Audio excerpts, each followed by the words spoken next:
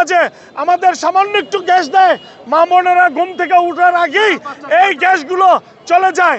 কিন্তু তখন কিভাবে আসে আমাদের গ্যাস?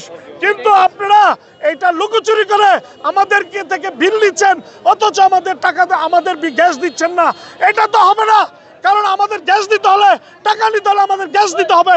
আমরা দীর্ঘদিন যাবৎ গ্যাস না পাওয়াতে বিভিন্ন এলাকায় আমরা অভিযোগ করেছি, আমরা আবেদন করেছি, আমাদের আবেদন তারা কবুল করে নাই, তারা মানি নেয় নাই। এখন থেকে যদি আমাদের গ্যাস দেওয়া না হয় তাহলে আমরা আমাদের গ্যাস বিল বন্ধ করে দেব। যদি আমাদের অচিরেই গ্যাস না দেয় আমরা অচিরেই গ্যাস দেওয়া বিল দেওয়া বন্ধ করে দেব। আমরা গ্যাস সংকটের সমাধান চাই, দায়িত্বহীনতার অবসান চাই। আমি দীর্ঘ 24 বছর যাবত এই এলাকার কাউন্সিলর।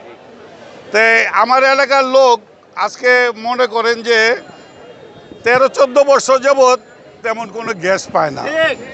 এই 13-14 বছরে আমি প্রশাসনের কাছে লিখিতভাবে অনেক চিঠি দিছি এবং ওই চিঠির কপিগুলি আমার কাছে আছে।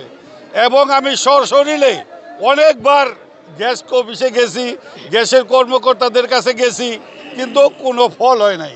বলে গ্যাস নাই, দেশ ভরে গ্যাস নাই। এরা বলে যে পুরো বাংলাদেশেই গ্যাস নাই। এই যে গ্যাস নাই বলে আমাদের এই এলাকার মধ্যে মনে করেন বিশেষ করে ড্যামরা যাত্রাবাড়ি এই অঞ্চলটা অত্যন্ত ঝুঁকিপূর্ণ। এখানে প্রত্যেকটা বাড়িতেই গ্যাস নাই।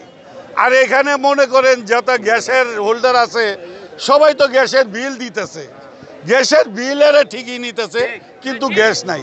তারপরেও যে কোনো সময় আইসাই এইটা হইলে আপনার দোষ, এইটা দোষ, একে তো গ্যাস পায় নাই, দ্বিতীয়ত সব দোষ দেখায় মানুষে এমন অত্যাচারিত করে এখন মানুষ অতিষ্ঠিত হয়ে গেছে।